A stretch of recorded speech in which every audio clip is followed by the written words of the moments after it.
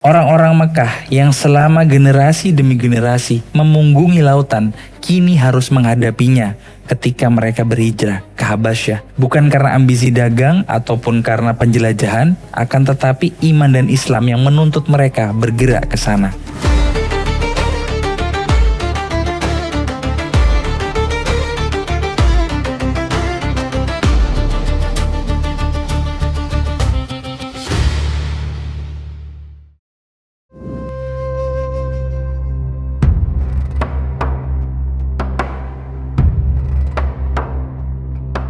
Saya Torin Wariza, kali ini akan mengulas tentang bangsa Arab, antara lautan dan padang pasir. Selama ini kita memandang bangsa Arab terlalu seragam, padahal sejarah mencatat sesuatu yang jauh lebih kompleks.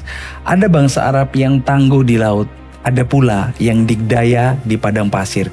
Perbedaan ini bukan satu pilihan, akan tetapi peradaban yang dibentuk selama berabad-abad secara geografis dan secara sosial.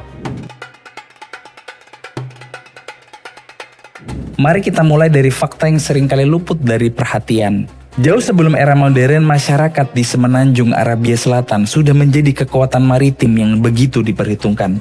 Agasarchides, sejarawan Yunani yang hidup pada abad kedua sebelum Masehi, mencatat dominasi bangsa Arabia di selatan, di kawasan Laut Eritrea yang mencakup Laut Merah, Teluk Aden hingga ke Teluk Persia. Aktivitas mereka bukan sekadar aktivitas nelayan pesisir belaka, akan tetapi mereka mengendalikan arus komoditas perdagangan dunia kuno seperti rempah-rempah, emas, perak, sutra, dan lainnya. Manuskrip Periplus of the Erythraean Sea yang ditulis pada abad pertama Masehi menyebutkan bahwa para pedagang di Arabia Selatan menguasai dan mengendalikan jalur perdagangan antara Yunani dan Mesir.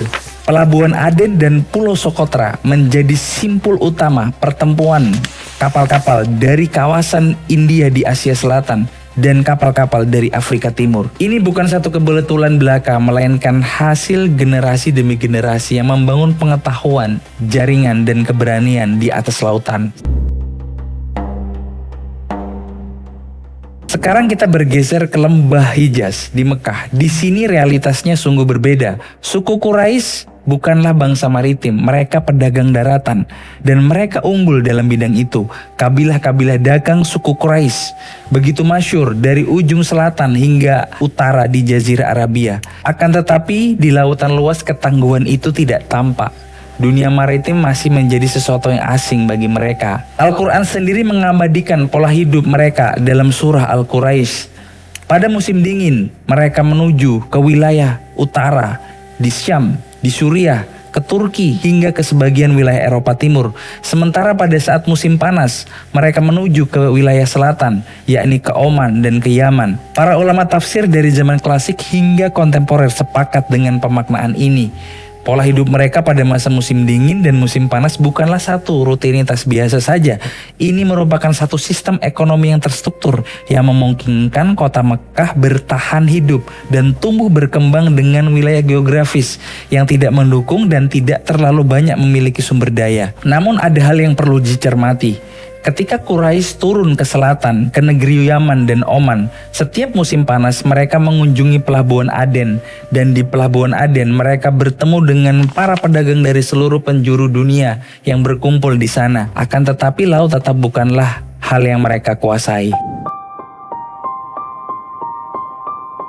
Lalu datanglah satu momentum pergeseran yang belum pernah diduga sebelumnya. Islam didakwahkan secara terang-terangan dan tekanan elit Quraisy semakin keras. 3 tahun setelah masa kenabian, Rasulullah SAW mengizinkan kaum muslimin berhijrah ke Habasyah di Ethiopia.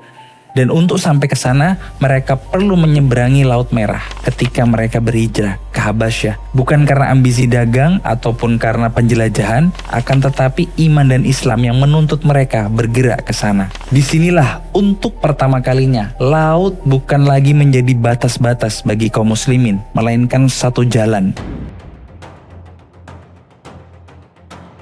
Setelah hijrah ke Madinah, konsolidasi kekuatan berlangsung secara bertahap. Perjanjian Hudaybiyah yang ditandatangani pada 629 membuka masa damai dan Rasulullah memanfaatkan momentum itu dengan cermat. Beliau Rasulullah SAW mengirimkan surat-surat diplomatik kepada para penguasa di seluruh semenanjung Arab. Dan di antara para penerima surat-surat Rasulullah adalah para penguasa di negeri-negeri pesisir, yakni Yaman, Oman, dan Bahrain.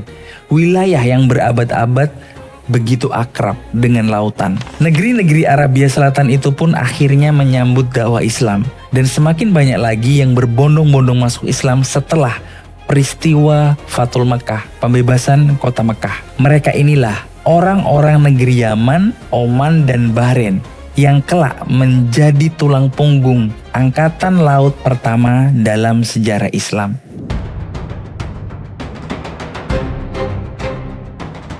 Sejarah tidak bergerak secara kebetulan, ada sebab, ada momentum, dan ada titik balik. Dan memahami titik balik itu adalah bagaimana dan dari mana peradaban ini berasal dan kemana seharusnya kita melangkah. Padang pasir memang membentuk mereka, tetapi lautan yang mengubah mereka dan Islam menyatukan keduanya.